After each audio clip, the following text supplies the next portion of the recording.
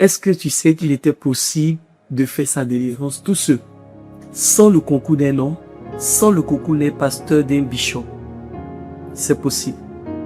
C'est possible parce que c'est mon histoire à moi. Par la grâce de Dieu, je l'ai vécu et j'en suis sorti. Alors, enfant, je vais me retrouver en train de vivre dans mes rêves. Donc, dans mes rêves, je ne suis pas un enfant, je suis plutôt une grande dame, voilà, qui vit une vie vraiment très prospère, très bénie. Et j'avais une amie. Donc, à chaque fois que je dors, cette amie, elle est là. Et puis, on parle de tout de la vie. Elle me montre ce que je dois devenir. Elle me montre, voilà, tout ce que j'aurai dans le futur et tout.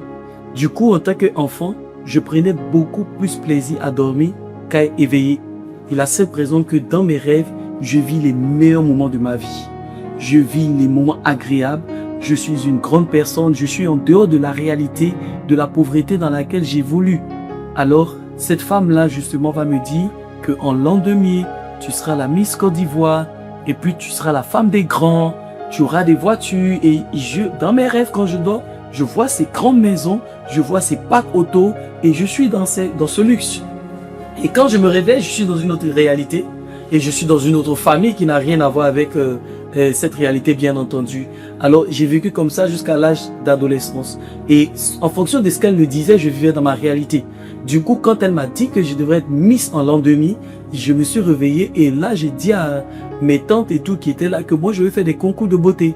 Donc, quand on organisait pendant les vacances les concours de beauté, moi, tout de suite, j'étais inscrite avec une assurance et conviction que je vais avoir et je vais gagner le premier prix.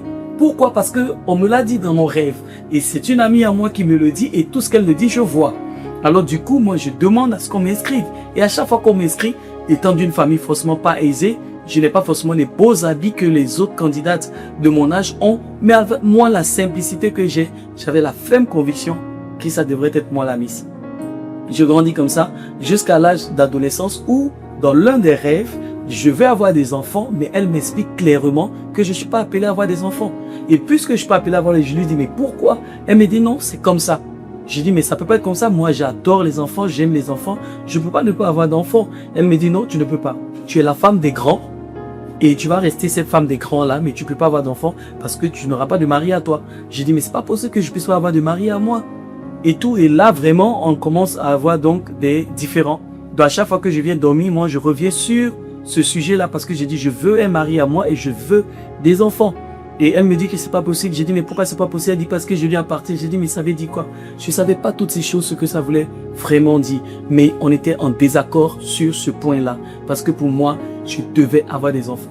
Alors, dans un des rêves, vu que je suis ado, mais elle voit que je suis ferme dans ce que je veux et tout, je rêve que je suis, voilà, dans toujours mes grosses maisons et tout ça. Et j'ai 2 enfants à côté de moi, une fille et un garçon. Alors, je suis très contente, je vis mon rêve et tout et tout. Et puis, dans ce rêve-là où j'étais avec les 2 enfants, quand on parle des marques de téléphone ou de certains habits ou vêtements ou modes qui viennent sur la tête, parfois on n'y croit pas. Mais c'est vrai, parce que moi j'avais dans ce rêve-là, étant enfant, une marque de téléphone et la forme du téléphone que j'avais, et c'était du rouge-gris, je pense bien. Et des années après, quand je suis grande, ce téléphone-là sort. Moi, je suis convaincu que je connais ce téléphone parce que je l'ai utilisé dans mes rêves. Et ça, c'était les choses qui m'avaient vraiment marqué. Et puis, cette femme-là, quand je vois ses enfants et tout, mais la femme des grands, ça m'avait quand même interpellé. Et le fait que je grandissais maintenant au lycée et tout ça, elle m'accompagnait partout. Je pouvais parler seul, les gens ne savaient pas pourquoi est-ce que je parlais, avec qui je parlais, mais moi, je parle avec quelqu'un. Moi, je sais que je parle avec quelqu'un. Elle marche avec moi, elle est à l'école avec moi, elle est partout avec moi et tout. Et quand je vais commencer à donner ma vie au Seigneur, elle va me dire non, il n'est pas question que je puisse me retrouver là-bas parce que je lui appartiens. J'ai dit, c'est quoi ces histoires d'appartenir? Et bien aimé, je vais expliquer à des pasteurs. Mais les pasteurs avaient peur de moi. Au lieu de me délivrer, on avait peur de moi. On me mettait sous des jeûnes, sous des temps de prière et tout. Je vais prier, je vais venir au programme, je vais venir au réveil et tout ça. Mais on priait pour tout le monde, on chassait les demandes de tout le monde. Quand on arrivait chez moi, on me disait, non, le Seigneur est fidèle, c'est lui qui va te délivrer. Et j'ai rendu grâce à Dieu, mais je pleurais pendant ces temps-là, je déprimais. Et à qui je vous pouvais expliquer? À personne. Et ceux qui étaient censés justement avoir des solutions pour moi me disaient que ah, toi ton histoire là c'est Dieu qui peut te délivrer.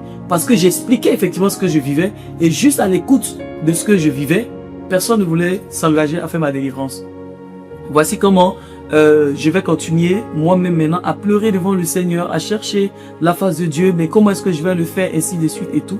Et puis le Seigneur, lui-même dans sa grâce, va justement venir voir ma détresse, comme il le dit dans le psaume 34, le verset 18, quand le juste crie, l'Éternel entend, il répond et il le délivre de toutes ses détresses. Alors, j'étais dans beaucoup de détresse et le Seigneur a accompli sa parole qu'il avait dit à David, il délivre toujours le juste. J'avais accepté le Seigneur, mais je vivais ces réalités-là.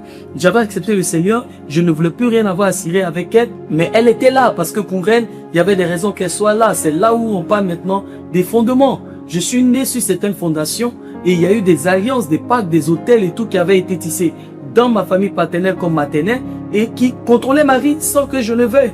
Et même avec ma propre volonté, j'avais des résistances, j'avais des blocages, j'avais des obstacles. Et j'ai continué quand même à chercher le Seigneur, à poser des questions, à m'auto-former moi-même, à lire la Bible matin, midi et soir. C'était mon roman. Et à l'intérieur, je posais des questions à Dieu. Et je vais tomber sur l'histoire de Gédéon, je vais tomber sur l'histoire de Ruth, je vais tomber sur l'histoire de Déborah, je vais tomber sur l'histoire de Paul, l'histoire de beaucoup de gens qui n'avaient pas un bon background forcément comme moi, mais que le Seigneur s'est révélé à eux. Et puis le Seigneur a apporté la délivrance. Sans le concours d'un pasteur, sans le concours d'un bishop, sans le concours d'un docteur. Et tout, je me suis dit, donc je vais suivre ce chemin-là. Et sur la base de ces différents témoignages, exemples et tout, j'ai continué de pleurer. Et le Seigneur se révélait aussi à moi.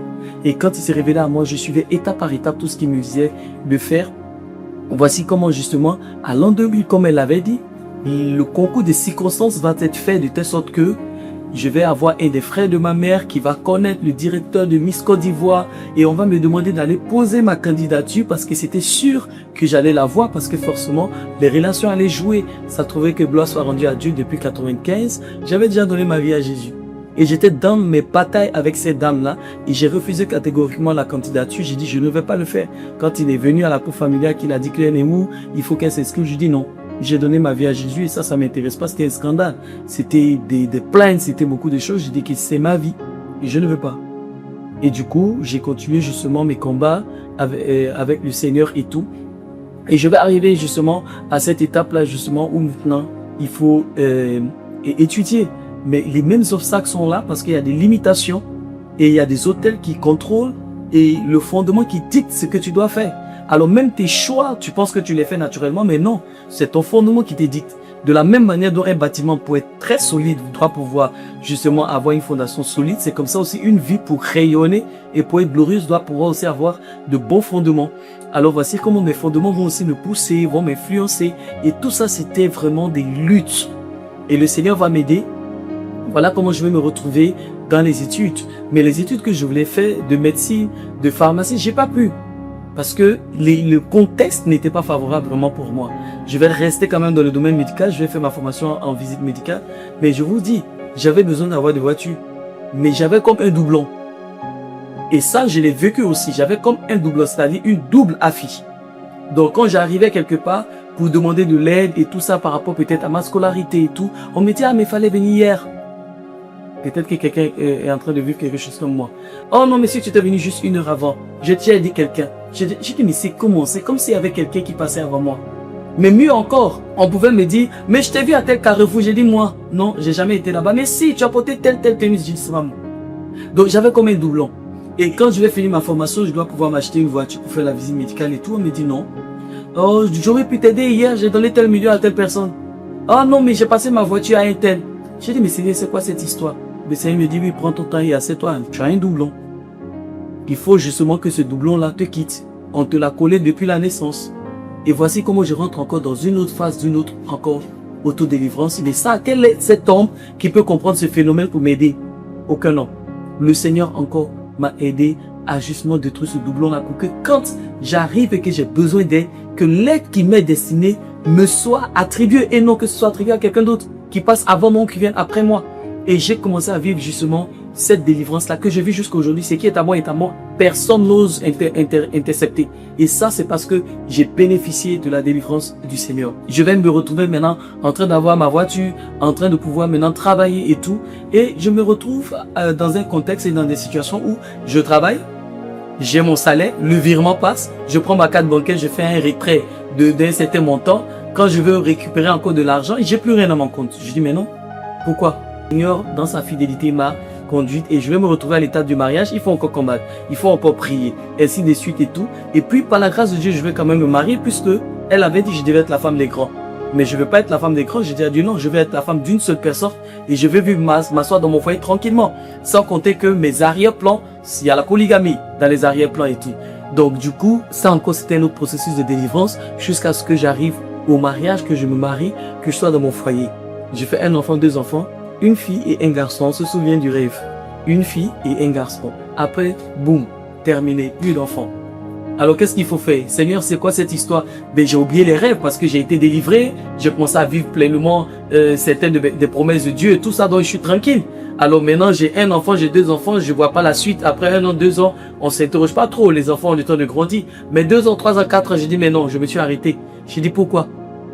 Et le Seigneur m'a dit, mais tu as une fille et un garçon. Souviens-toi. Sans compter même aussi que moi-même, mon homonyme a une fille et un garçon. Alors, ben, Dieu fait plus que qui? Il y a la limite qui est là. J'ai dit, non, Seigneur, pas ça. Jésus, mais où es-tu? Mais c'est comment tu délivres ou tu délivres pas? C'est quoi cette délivrance par morceaux? Et tout. Mais bien aimé, l'histoire des fondations, personne ne peut te délivrer si ce n'est toi-même qui prends la résolution, la décision, la détermination et la persévérance d'aller jusqu'au bout. La délivrance, c'est un processus.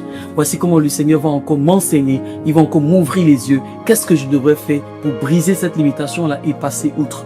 Bien aimé, j'ai suivi étape par étape ce que le Seigneur m'a dit. C'est pas toujours évident. Ça fait sur une dizaine d'années tout ce que je vous explique.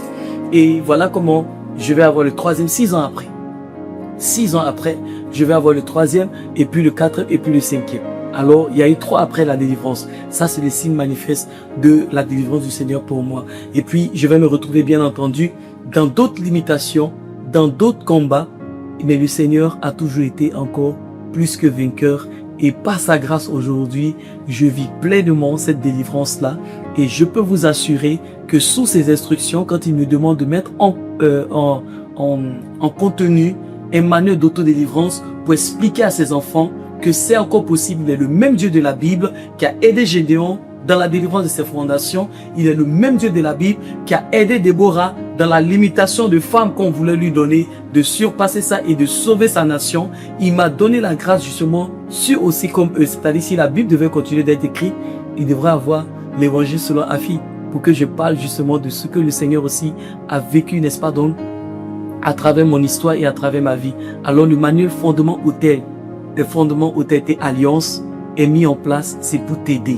C'est pour t'aider toi aussi à avoir un guide, à avoir, je vais dire, un manuel qui va t'aider étape par étape avec les enseignements, avec les orientations, les questions à poser, les types de prières, n'est-ce pas, donc à faire pour que toi aussi tu parviennes à une délivrance totale. Alors pour l'autodélivrance, je résume que l'autodélivrance se fait sur 3 dimensions, les fondements, les autels et les alliances. C'est très important. Un sans l'autre, non. 2 sans le 3e, non. Les 3 en même temps pour une délivrance concrète et authentique. Ce manuel a été préfacé par le patriarche Mamadou Philippe Karambiri avec la participation de pasteur Joël Gloria Kabasele.